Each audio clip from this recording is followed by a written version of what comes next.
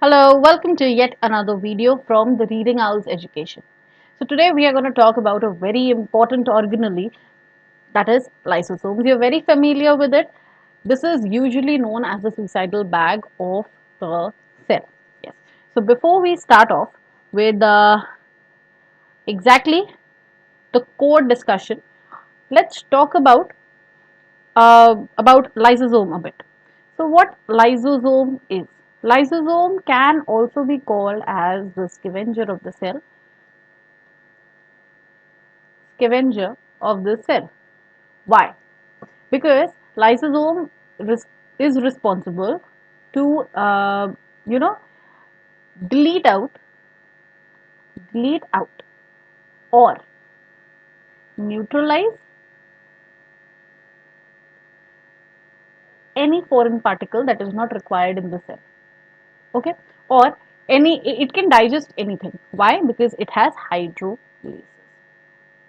Okay, so you know that lysosome is a suicidal bag of the cell, but how does lysosome saves itself from all the enzymes, all the deadly enzymes which we called hydrolases? How does it save itself from its own hydrolases? So this is what we are going to discuss today.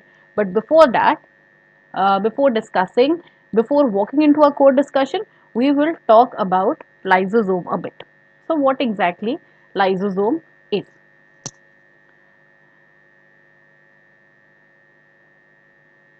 Okay. So lysosome, very important cell organelle. Lysosome. But not always lysosome has been known as lysosome. So this term lysosome has been coined by C.D. Dewey in 1955. And prior to that, what was lysosome known as? Lysosome was known as pre-nucleus, pre-nucleus dense body. What was it known as? Pre-nuclear dense bodies prior to 1955, and after 1955, sorry, in 1955, C.D. Dewey, what he did, he coined this term, that is the name lysosome had been given by C.D. Dewey in 1955 to lysosomes. Prior to that, it was known as pre-nuclear dense bodies. Okay, the term lysosome, what does it literally means? Why did C.D. Dewey gave the term lysosome and not something else? He could have given something else, but why exactly lysosome? So this literally indicated to the internal digestive enzymes. This indicated that this particular organelle has internal digestive enzymes, digestive enzymes, okay, which activate only when this organelle lyses, which activates when this lyses. Okay, so this indicated that the internal digestive enzyme only become active, or it apparent becomes apparent when membrane of these organelles are lysed. Okay, so when if I say that the organelle lysis or the membrane lysis, they are the same thing. Okay, so this is why C.D. Dewey called it lysosome. But what exactly lysosome, the term indicates? So lysosome has been made by two words, lyso and soma. Okay, lyso is digestive. Lyso means digestive, whereas soma means body. So what exactly we are talking about? An organelle which is somewhat a digestive body, and this is quite true because lysosome has some digestive enzymes and digests a lot of particles inside the cell. Now, one thing that is to be remembered, all the digestion that we are talking about always takes place within the lysosome. This is good. So this is the good part of lysosome, which the lysosome has actually been placed in the cell for. That is, whenever a foreign particle walks inside the cell, and if it is not required in the cell or it is harmful to the cell, what happens is lysosome engulfs it. Okay, if this is the particle and this is the lysosome, and if this particle is harmful to the cell, then lysosome will slowly engulf this particle, okay, and will digest it according to the nature of the particle. Obviously, we'll talk about it later. Okay, so moving on, you know what lysosome actually means. You know what the term lysosome literally means. Now, a proper definition of lysosome can be given as lytic bodies having digestive enzyme capable of lysis. So, a proper definition, if we talk about, it is, what can we say? Lytic body, lytic body, okay, having digestive enzymes, having digestive enzymes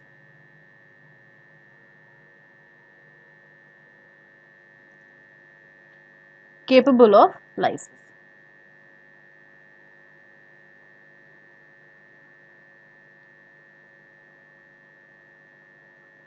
Lysis. Okay, so the proper definition could be lytic body having digestive enzymes capable of lysis. Okay, this could be a proper definition of what lysosome, of course. Now, lysosome is present in practically almost all cells, majorly in humans. Lysosome is present majorly in animals, not only humans, sorry.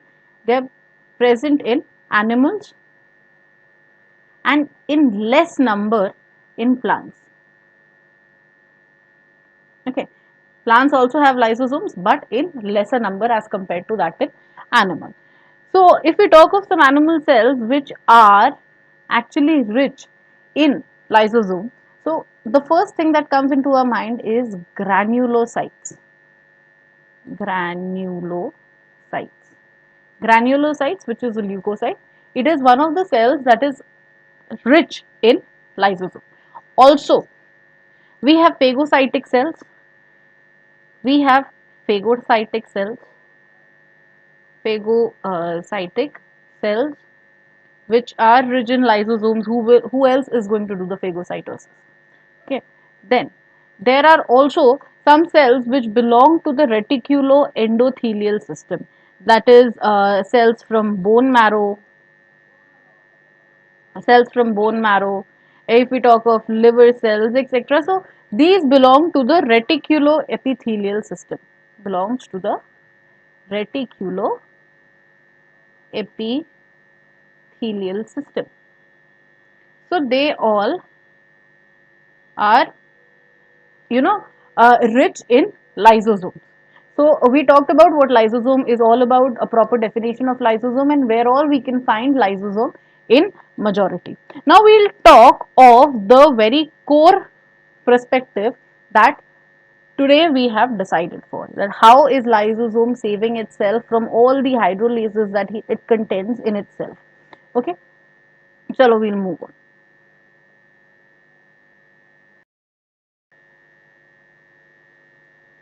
Okay. So now we talk of how exactly is lysosome saving itself from the hydrolases it contains. So this property of lysosome is called enzyme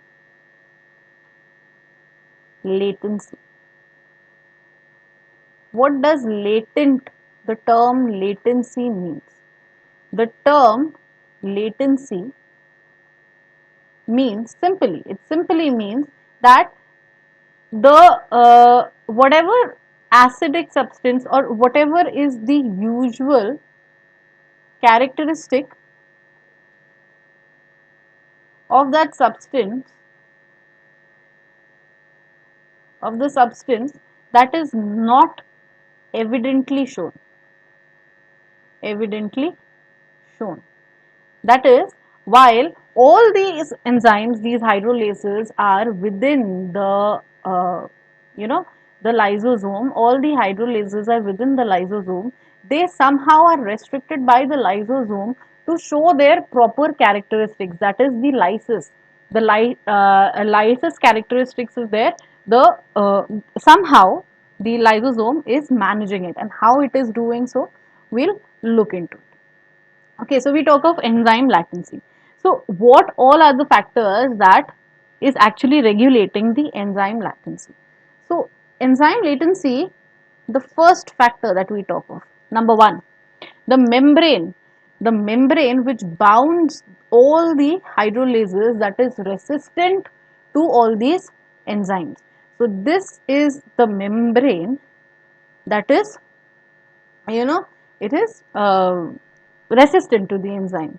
So membrane resistant to enzymes.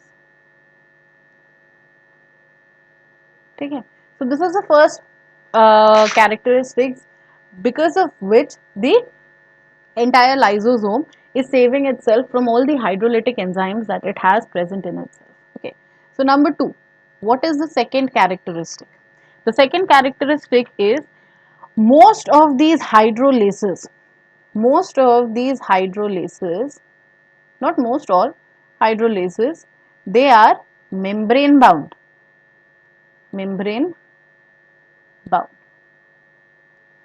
So if this is a lysosome, this is the membrane, this is the membrane of lysosome.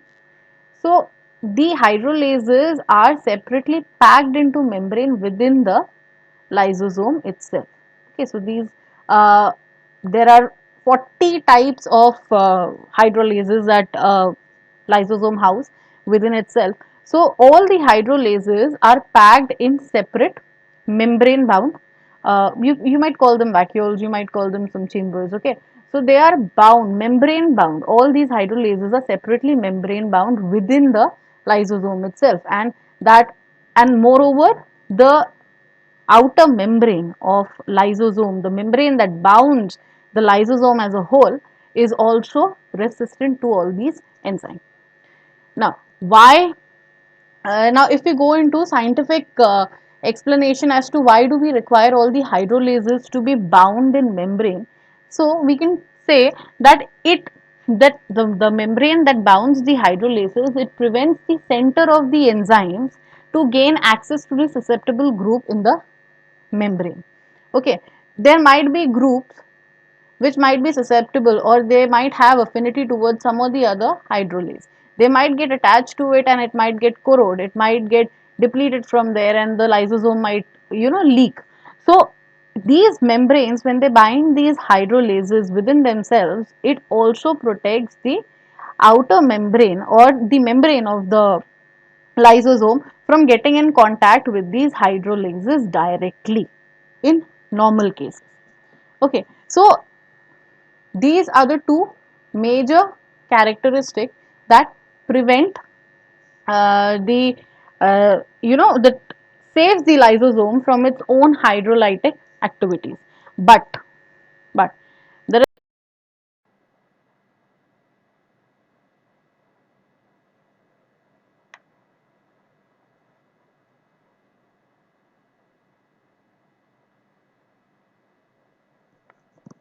So now we know that the membrane resistant to enzyme, this is the entire membrane that binds the lysosome, is resistant to all the hydrolases that are present inside the lysosome. Second is the hydrolase themselves are membrane bound, so that they can be easily separated or from the membrane, and the entire lysosome is packed well. Now we talk of the membrane specifically, membrane of the lysosome. Why? Because the membrane of the lysosome is a very special membrane which has some special characteristic which actually makes it resistant towards the enzymes that are present within the lysosome. So what are those characteristics? So the very first characteristic that we talk of is this membrane of lysosome. This membrane of lysosome is thicker, slightly thicker than the membrane of mitochondria. Mitochondria. Now you know mitochondria is a double membrane bound organelle, whereas the lysosome is a single membrane bound organelle. So in lysosome we have a single membrane. We don't have a bi membrane here. The membrane is single in lysosome, whereas in mitochondria it is double membrane bound organelle. But despite of being a double membrane bound organelle, mitochondria's membrane is slightly thin as compared to that of lysosome, or in other words, the membrane of lysosome is slightly thicker than that of mitochondria. Second characteristic of the membrane that makes it resistant. Okay, substantial amount of carbohydrate material, that is the sialic acid. So acid sialic acid is present in the membrane of lysosome. This also contributes toward making it resistant towards the enzymes. Third and most important is the proteins that are present in the membrane. Now see, if it is a membrane bound organelle, most probably all the membranes have the same characteristic. Okay, so same characteristic means they'll have lipids, they'll have proteins, they'll have cholesterol. Okay, so these are the normal characteristics of a membrane that will be present. If it is a biomembrane, it has to be present, which naturally occurs. So these are the components that will be present in a membrane. Now what happens is, this membrane is glycosylated, that is glycosylated. The proteins in the membrane are glycosylated. Why?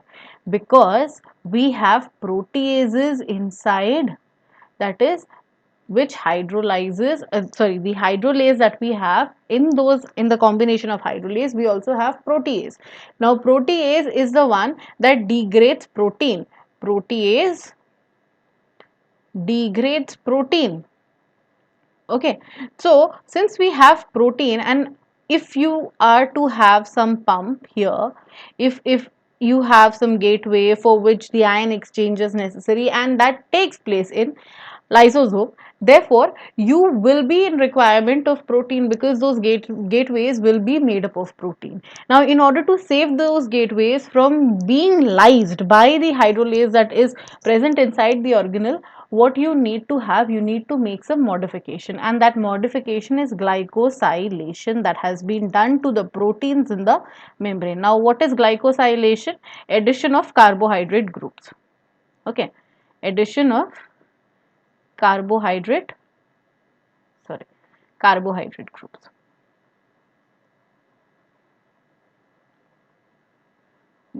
or you may also write glycosyl groups. Okay, glycosyl or carbohydrates, they're the same thing. You can write either, whatever you like.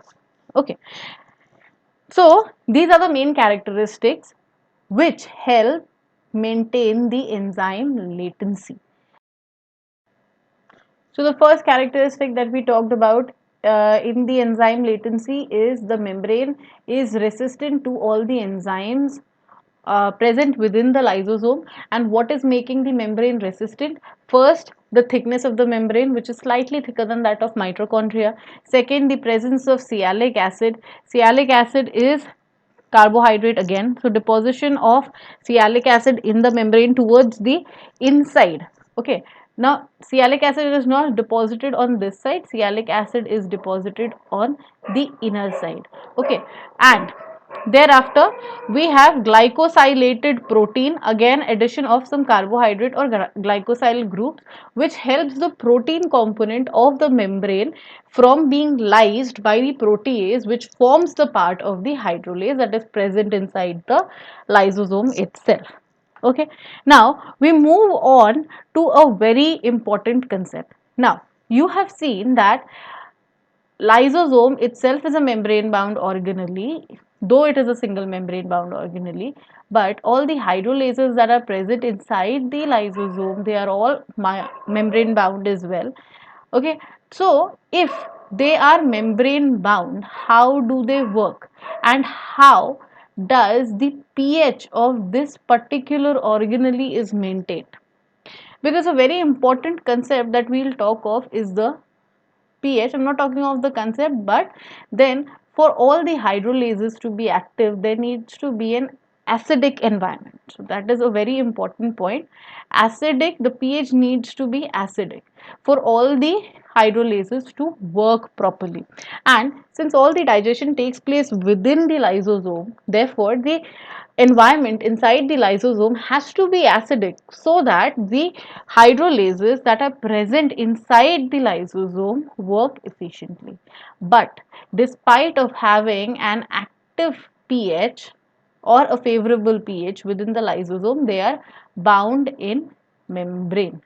Okay, so the pH, what exactly is the pH required for the activation of these hydrolases? The pH required is the pH value of 5, which is required for it to be activated. Okay, for all the hydrolases to be activated, it requires a pH of 5, which is an acidic medium. Okay, so now we talk of how lysosome maintains the functionality despite of saving itself from all the hydrolases and taking care of its own organelles or its own components. How does it efficiently maintains the working pH for all the hydrolases present within itself?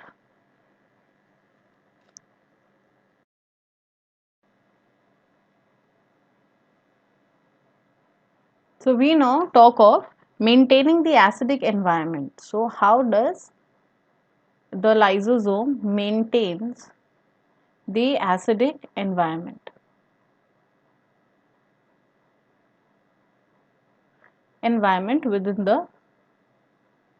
within itself? Okay, so how does this acidic environment is maintained within itself for all the hydrolase to work efficiently? So this, first of all the digestions that I spoke previously about, that all the digestions that are taking place when we talk of lysosome, the phagocytosis is taking place, digestion of some waste particle or some non-functional element of the cell is taking place within the lysosome itself. So all the digestions take place within the lysosome के अंदर होता है ये सब.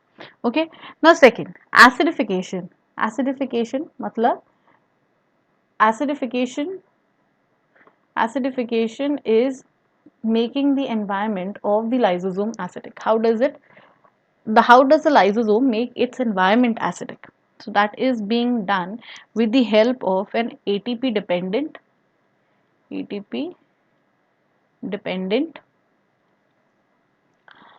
proton pump. Proton pump. Okay, so this is the setup that helps the lysosome to maintain the acidity within itself. Now, how does it work? Now, suppose this is a lysosome and we have a pump here. Okay, somewhat we have a pump here, we also have a pump here, there may be a numerous number of pumps. Okay, now what happens, this is outside lysosome. Okay, and this is the inside of lysosome.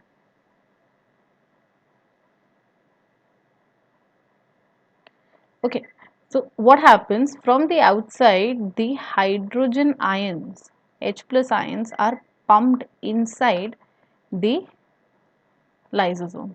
And who does it exactly? For H ions to move into the lysosome or to move into the interiors of the lysosome, an ATP is hydrolyzed. That is, an ATP is used and one H plus ion enters and this ATP reduces to ADP plus PI.